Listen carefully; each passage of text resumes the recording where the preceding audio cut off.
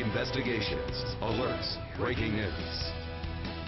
An accused animal hoarder back in trouble with the law again. What an investigation is revealing down the coast.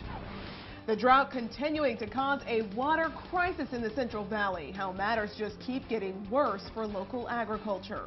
And a local man is behind a Super Bowl commercial that has already gone viral before the big game. How he explains his path to victory. Broadcasting live in high definition. This is KBAK Eyewitness News at 6. An accused animal hoarder finds herself in another run-in with the law. Eyewitness News reporter Carol Ferguson is out live in Venice Beach, where Cynthia Gudger is back in court. Carol? Well, we are in Venice. In fact, we're just a couple blocks from the beach, and neighbors tell me this little gray house behind me here is where Cynthia Gudger has been living since early 2011. It's a little house behind the main house. Let me show you some other video we shot earlier today. Neighbors also say Gudger mostly kept to herself. Right next door, Nancy Hancock says she was contacted by L.A. City Animal Services and also police last November. Apparently they had questions on whether Gudger was keeping animals. We had first started covering Gudger's story back in 2008 when she was accused of having some 50 animals in filthy conditions in a warehouse near Tehachapi. That case ended with a plea deal on 5 felony charges of animal cruelty. Now, the neighbor says she was just finding out about that case last fall when, again, the L.A. authorities were here. She said that they tried to contact Gudger, but they could not get inside her home without a warrant. The neighbor thinks that Gudger's friends removed animals from her apartment that night. I got a call saying I think she's moving cats, and I came out and there were 3 SUVs loaded with cat carriers coming out of her apartment. 3 people helping her. Could you see cats in the carrier? Mm-hmm. Yeah, and I could hear them. And do you have any idea how many? It was at least a dozen, if not more. Now, the neighbor also tells me she smelled an odor coming from that house a couple of times. She described it as like a zoo. She said she only smelled it when the door was left open, which was not very often. Now, earlier today, I went to the door, knocked, and left my business card. Nobody answered. It's our understanding that Gudger was in court here in Los Angeles today on some DMV fraud charges. And as we told you yesterday, L.A. Animal Services officials tell me that they are investigating Gudger to find out anything about animals she may be keeping, and whatever they find out will be passed along to the L.A. City Attorney. So, of course, we'll let you know what happens next. We're live in Los Angeles. Back to you. Okay, Carol, thank you. Meanwhile, the body of a missing Tulare County woman was found today in a canal. Officers in Lindsay pulled the body of 72-year-old Tammy McCall out of the Friant Kern Canal. This comes days after divers searched the canal after her blue station wagon was found in the water. McCall had been missing since the 18th and was last seen dropping off her son at a Walmart center in Porterville. The investigation into the cause of death is continuing. Bakersfield police find a meth lab inside an East Bakersfield home.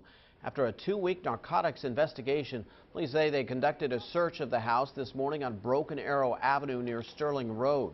33-year-old Jesse Bowman, 25-year-old Maximus Salam, arrested for production of meth and conspiracy charges. Police say no meth was found inside the home. The Department of Water Resources makes an unprecedented announcement today that means more bad news for the Central Valley. Eyewitness News reporter Caitlin Reardon joins us with that news. Caitlin? Courtney, the previously restricted 5% allocation for the state water agencies has now been reduced to 0, which means that they won't receive a drop of water from the state water project supplies.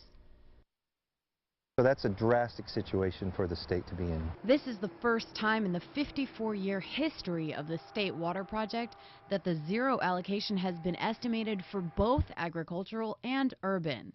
That will affect Metro Bakersfield and areas like Taft and Tehachapi, but primarily agriculture. California is 2/3 of the way through what would be considered the wet season and has yet to experience any significant precipitation. The Department of Water Resources released their most recent findings on Thursday, which report that the snowpack in the Sierra Nevada mountains has just 12% of the average water content for this time of year. Governor Jerry Brown, who declared a drought state of emergency earlier this month, released a statement Friday saying, "Today's action is a stark reminder that California's drought is real. We're taking every possible step to prepare the state for the continuing dry conditions." There are other water sources that come to Kern County, but at this point the Kern River looks like it's going to be dry. The federal project looks like it's going to be dry with zero allocation at the moment. Then we're relying on groundwater. The state water contractors are saying it's more important than ever to build a modern water system so that we don't continually miss out on opportunities to capture extra water. Saving water now could be a very good move for later during this dry year. Conservation is still not mandatory in most parts of Kern County, but water officials say it's important for individuals to do what they can to save our limited supply. In part of a statement released by Senator Jean Fuller, she says now is the time for action and all available water must be used effectively. Ensuring farmers have enough water to grow food is critical. It's extremely important that the state and the federal government take this very seriously and look at long-term water supply crisis solutions, because that's the only thing that's going to save us. Some ways officials are suggesting you can conserve on your water usage is to water outdoors during the cooler parts of the day or at night when it won't immediately evaporate. Also, don't keep water running when you don't need to and take shorter showers. Miles? Well, Caitlin, we definitely do have a drought, even though we had a little bit of rain yesterday and some in the mountain foothill areas today. But right now we're clearing out completely. It's currently 51 degrees, good air quality out there, and you can see winds out of the north.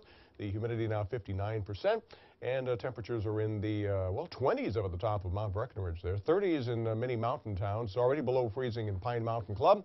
And, of course, we did have this much rain over the past couple of days, over an inch, almost an inch and a quarter in the Wofford Heights area. Woody's 6/10 of an inch, Lake Isabella, plenty of rain and some snow up in the Bear Valley area and over down to the Pine Mountain Club and Fraser Park vicinity. In fact, there was a school delay up in that area this morning. You can see 0.42 of an inch of rain in the Tehachapi area. All right, temperatures now in the 50s, but we're already down into the 30s in the mountains. The weather system has zipped on by, and so we're going to be seeing clearing tonight. Could even see some patchy fog here in the valley late tonight, first thing tomorrow morning.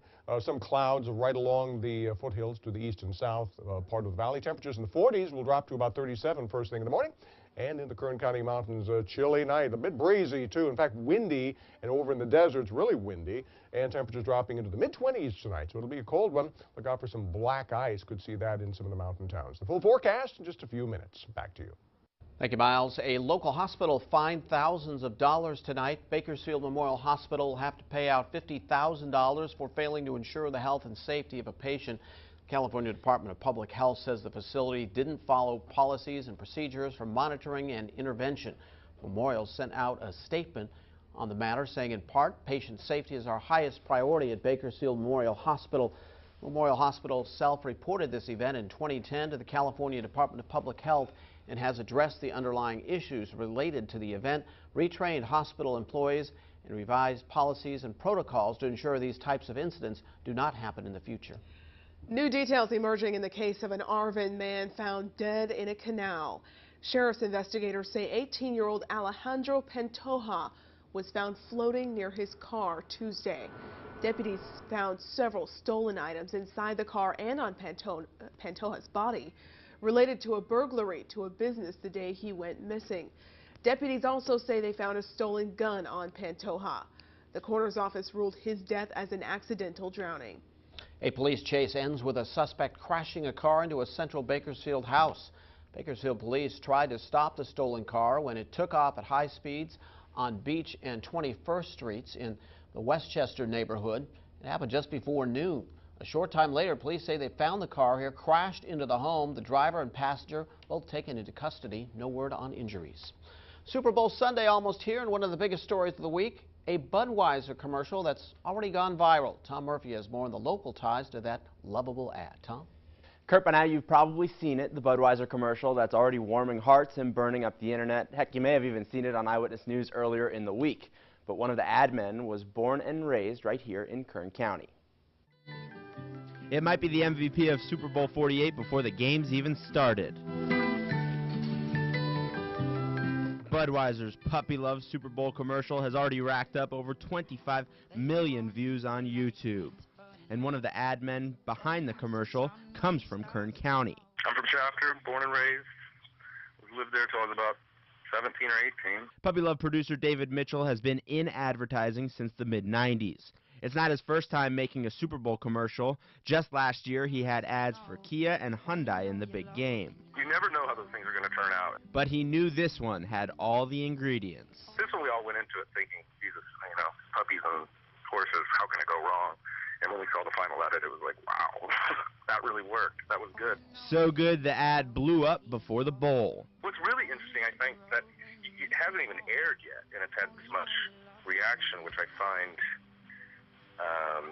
interesting, because it's actually people going out and seeking to watch the commercial. And now he's just bowled over. It's a nice feeling. I mean, the Super Bowl is kind of like the holy grail for advertising. So it's the highest compliment, I guess, is to have your commercial air during the Super Bowl and for it to be received warmly. By the way, the game that the ad will run during, Super Bowl 48, airs on our sister station on Sunday, Fox 58. Kurt and Courtney, back to you.